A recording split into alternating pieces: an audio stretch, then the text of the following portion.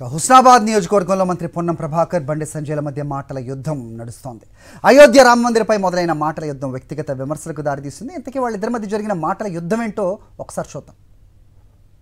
ప్రభుత్వం నుంచి ప్రాతినిధ్యం వహిస్తున్నటువంటి భారతీయ జనతా పార్టీ కరీంనగర్ ఎంపీని అడుగుతా ఉన్నా. ఈరోజు హుస్నాబాద్ పర్యటనకు వస్తా ఉన్నాం. ప్రజాహిత యాత్ర పేరు మీద 5 సంవత్సరాలు ఎక్కడ ఉన్నామని అడుగుతా ఉన్నాం. 5 సంవత్సరాలు రాజకీయాలకు పరిమితమై నిన్ను ఎన్నుకున్న నియోజకవర్గ ప్రజలకు కనబడకుండా, దొరకకుండా, అభివృద్ధి చేయకుండా ఇవాళ ప్రజాహిత యాత్ర పేరు మీద చేసి రాముడి పేరుపై ఓట్లు అడిగితే ఏ విధంగా ఇస్తారనే మాట సందర్భంగా అడుగుతున్నాం. నిజంగా మీరు చైతన్యం ఉంటే, మీకు ఒక బాధ్యత ఉంటే కేంద్ర ప్రభుత్వం నుంచి 500 రూపాయల సిలిండర్ ఇప్పండి. ఈరోజు 400 రూపాయల సిలిండర్ 1200 చేసి ప్రజలను జేబు నుంచి డబ్బు దోసుకునేటువంటి ప్రయత్నం జరుగుతున్న మీ ప్రభుత్వం గెలుపు కోటాల్లో ప్రజలకు వివరించమని అడుగుతా ఉన్నా. మంత్రి అయ్యాడు, కొంచెం ఎంజాయ్ చేయనయ్యో అని చెప్పండి. ఏమట్లేదు, ఆయన జోలికే అవ్వట్లేదు. ఈయనకు కేసీఆర్ కొడుకున్నాడు, కన్నగౌరవం బాగుంటుంది చూసిరా. వీళ్ళిద్దరికి ఏం పని అంటే తెల్లారులెత్త నన్ను తిట్టుకుని సాపిస్తా ఉంటారు. నేను తెల్లారులెత్త నా మీద చెప్పే వీళ్ళిద్దరికి, ఈయనకు ఆయన ఇద్దరు దోస్తులు ఇద్దరు 24 గంటలు తిట్టుడే. నేను ఆయన జోలికి పోలే, ఏం చేయలేదు. బండి సంజయ్ ఏం చేసిండు అని చెప్పడానికే రావద్దు. నేను నువ్వు ఓకేలేకుండా ఏం చేయాలి, నువ్వు ఏం చేస్తావు? ఆయన ఎంపీ ఉండే, ఆయన కూడా అంతసార్లు ఓట్లు వేసారు. ఎంపీ ఉన్నప్పుడు ఏం చేసినావు అని చెప్పాలి కదా.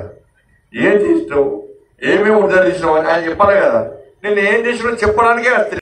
ఇవన్నీ నేను చెప్పిన తప్పు అంటే ఇక్కడ తిరిగినాను, ఇంతకుముందు తిరిగినాను, నా మీద కేసు ఎక్కువ చెప్పండి. బండి సంజయ్ గారు రాజకీయ డ్రామాకు తిరిగి తెరలేపినాడు.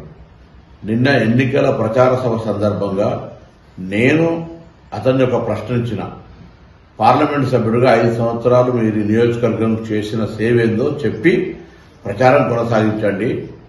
శ్రీరాముడు పేరు మీద ఓట్లాడడం కాదు, మీరు నిజంగా ఈ నియోజకవర్గ అభివృద్ధికి చేసి ఉంటే దాన్ని చెప్పమని అడిగితే నేనెన్నడూ అననటువంటి మాటలు, రాముడి పుట్టుక గురించి, అక్షింతల గురించి మాట్లాడి నా తల్లి జన్మకు సంబంధించిన మాటలు నేను సభ్య సమాజాన్ని కోరుతామని ఇలా జన్మనిచ్చిన తల్లి, నా తల్లి కావచ్చు, ఇంకొకరి తల్లి కావచ్చు, రాజకీయాలు అడిగిన ప్రశ్న నియోజకవర్గ అభివృద్ధికి సంబంధించి అయితే అతను మాట్లాడిన మాట తల్లి జన్మను గురించి మాట్లాడుతూ ఉన్నాడు.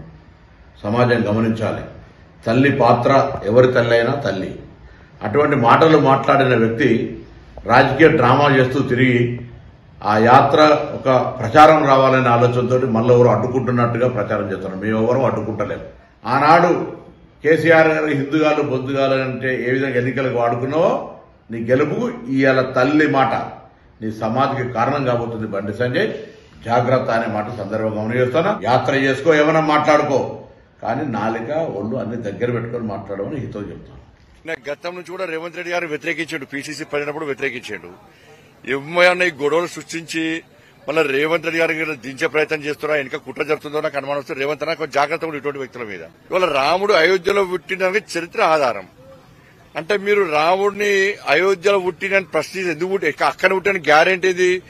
రాముడు అయోధ్యలో పుట్టిన గ్యారెంటీ ఏంది? అక్కడ పుట్టిన గ్యారెంటీ ఏంది అని మీరు ప్రశ్నిస్తే మేము భరించాలా? మరి రాముడు అవమానపరిస్తే, మరి రాముడి జన్మస్థలాన్ని, మరి రాముడి చరిత్రను కించపరిస్తే మేము భరించాలా? ఇది దీన్ని వేరే రకంగా చూపెట్టి ఇక్కడ ప్రజాహితకు ప్రజాస్పందన ఉన్నది, ప్రజలు తండోపదాలు తరలి వస్తున్నారు, దాన్ని చూసి డిస్టర్బ్ చేసే ప్రయత్నం చేస్తే అది మీకు ముప్పు వస్తుంది.